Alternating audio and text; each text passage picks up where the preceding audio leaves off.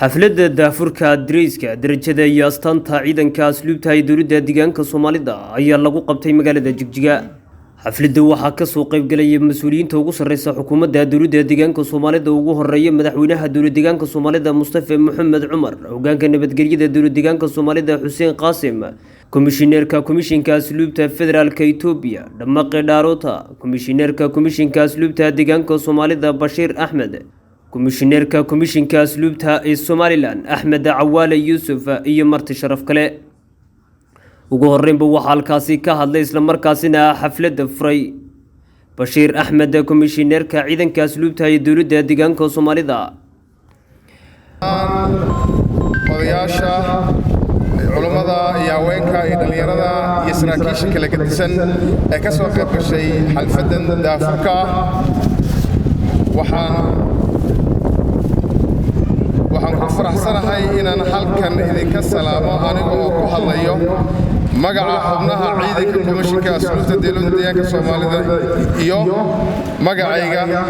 waxaan ugu horeyn si kal iyo laab la idinkaga mahadcelinayaa aqbalaadii martiqaadkii aan idin fidinay ee nagala soo qayb gasheen xafladda lagu daafurayo dareyska darajada iyo astaanta cusub ee ciidanka asluubta dowladda deegaanka Soomaalida. komishinka asluubta ee dowladda deegaanka Soomaalida wuxuu ku howlan yahay inuu dhowro hirgeliyo dhammaan xuquuqaha dastuuriga ah iyo kuwa caalamiga ee maxaabiista.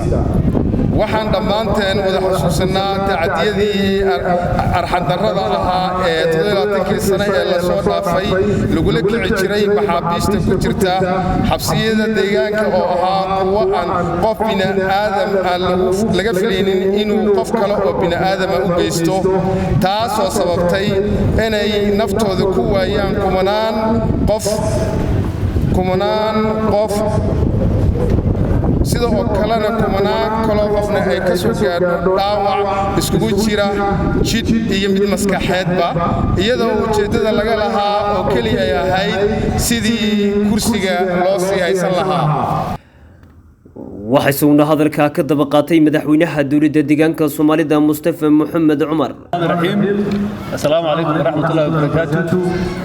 waxaan aad ugu faraxsanahay inaan ka soo qayb galo xafladan maanta dareyskii hore lagaga bedelayo booliska asluubta ee heer deegaan iyadoo horey loo bedelay kii federaalka oo waxay ku kala duwan yihiin inta badan midabka aan ahayn laakiin uu yahay astaamaha si loo waafajiyo nidaamka federaaliga.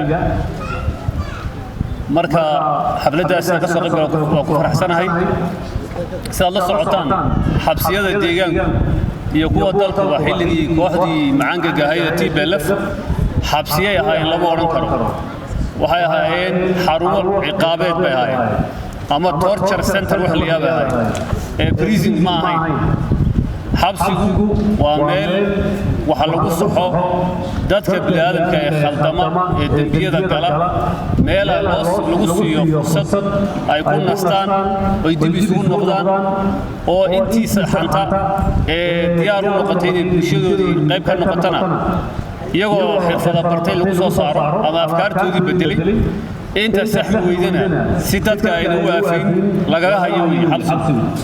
laakiin xilliyadii TPLFta sidaad la socotaan xabsiyada dalka oo dhan gaar ahaan kuwa deegaankeenu waxay ahaayeen meel dadka cidiyaha lagaga siibo, dhurwaa iyo shabeel lagula xidho, lagu jirdilo iyagoo caafimaad qaba meesha ay galeen, iyagoo maskixiyan iyo jir ahaanba burbursan meel ay ka soo baxaan bay ahayd.